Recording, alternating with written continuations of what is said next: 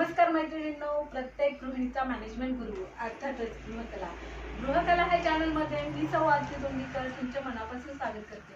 मैत्रिणींनो, mat रांगोळीचा classes चालू आहेत आणि बघा माझ्या सख्यांनी खूप छान छान रांगोळ्या काढलेल्या आहेत. पण बऱ्याच जणांना असा प्रश्न पडला की खरंच ह्या रांगोळ्या वॉशेबल आहेत का?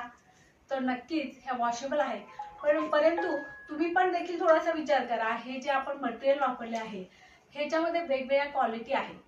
प्रत्येक गोष्ट आपण वॉशेबल आहे पण ते किती प्रमाणात वॉश करायला पाहिजे हे पण महत्त्वाचं आहे.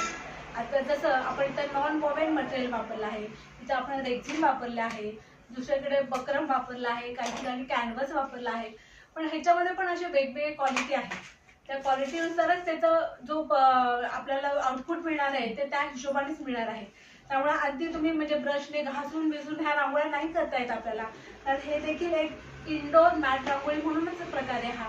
त्यामुळे ही इतकी सुंदर रांगोळी ही जपूनच वापरायला पाहिजे. हा, अगदीच जर तुम्हाला डाग पडला तर तुम्ही ती वॉश करू शकता, पण हे मटेरियल जसं आहे तसं हे आर्टिफिशियल फॅब्रिक आहे.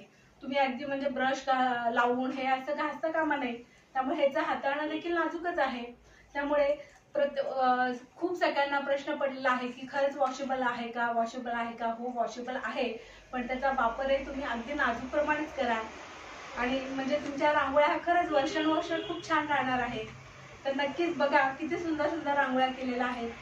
तर तुम्हाला मला वाटतंय की समजलं असावं की हा वॉशेबल आहे, पण ह्याचा वापर अगदी नाजूक प्रमाणे करा, कारण हा मॅट रांगोळ्या हा इंडोर मॅट रांगोळ्या आहे.